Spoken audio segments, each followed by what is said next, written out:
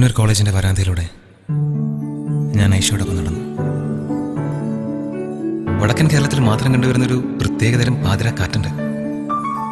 അത് അവളുടെ തട്ടത്തിലും മുടിയിലൊക്കെ തട്ടിത്തെറിഞ്ഞു പോകുന്നുണ്ടായിരുന്നു.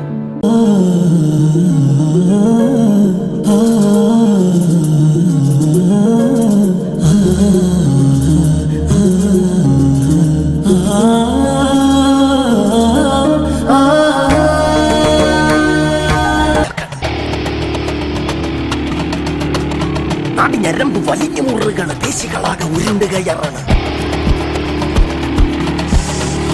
ചങ്കിനകത്ത് താളമട്ടിക്കണ്ട്, വെള്ളമട്ടിക്കണ്ട്. കുര്യനെ പ്രേമിക്കാൻ അറിയോ? എന്റെ പ്രേമം കേരളത്തിലെ കൊച്ചുകുട്ടികൾക്കറിയാം. എന്നാലും അവളെ എന്ത് കണ്ടിട്ടാ നിന്നെ പ്രേമിച്ചത്? ഒരുപാടുണ്ടല്ലോ. എന്റെ സ്കിൻ, എന്റെ ഫേസ്, എന്റെ പാദ്യ. പിന്നെ കട്ട ബോഡിയല്ലേ? എന്താടി എന്റെ ബോഡിക്ക് എന്തൊരു കുഴപ്പം?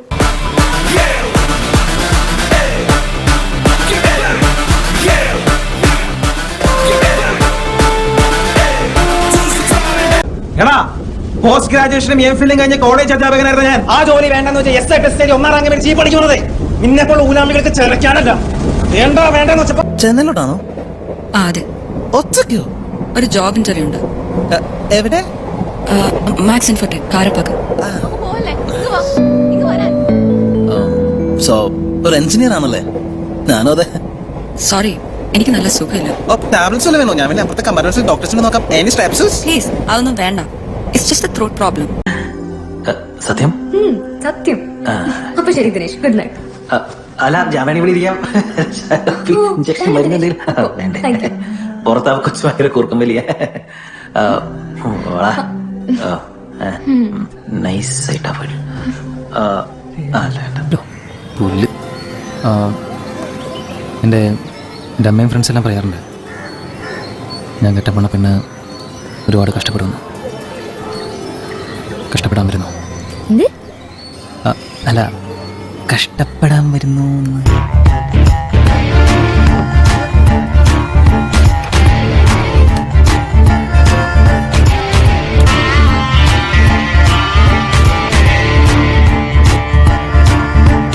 Excuse me. Yes. John Bhaskar. യാ.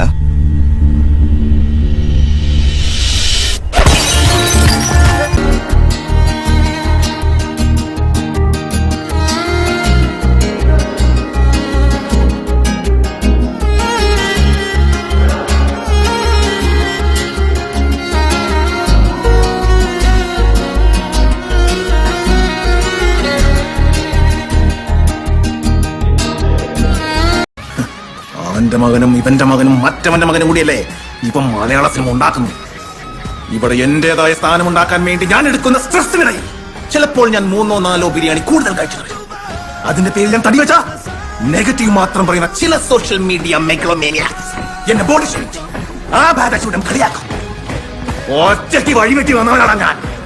ഒറ്റയ്ക്ക് വന്നവരെ കളിയാക്കുന്ന പട്ടികളെ, ബോഡി ഷേമിങ് ചെയ്യുന്ന പട്ടികളെ. He's coming back.